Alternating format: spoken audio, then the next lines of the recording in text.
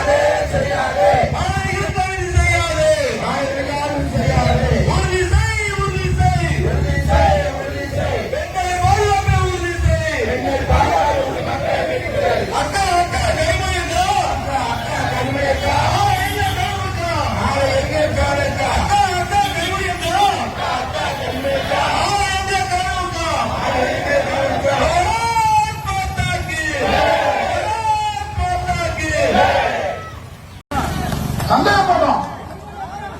நாங்க காவல்துறை எந்த வேலை யாராக இருந்தாலும் சரி, முஸ்லிமாக இருந்தாலும் சரி, கிறிஸ்தவமாக இருந்தாலும் சரி, இரண்டு கண்ணாகத்தான் பார்க்கின்றோம். ராணுவம் ஒரு கண், காவல்துறை ஒரு கண்.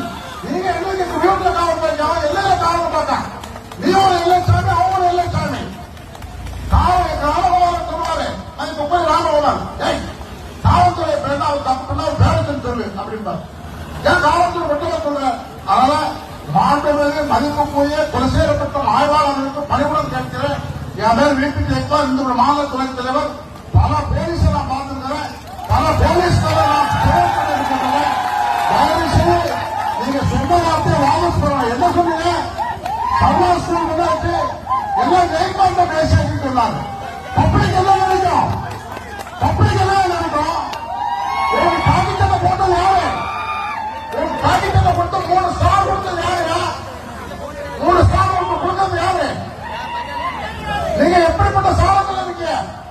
கொலைசேரப்பட்ட மெப்டாவும் ஒரு அதிகாரியா இருக்கீங்க. அப்போ உங்களுடைய பேச்சு நாம வர வேண்டிய நாம எப்படி இருக்கணும்? ஜெயகாந்த பேசுறீங்க. ஜெயகாந்த் பத்தி பரவலா அல்லது மாவட்டத்துக்கு எஸ்பியா யோசித்து வேலை செய்யுங்க. என்ன வேண்டுமானாலும் வைக்கிற வேலை பேச முடியும்.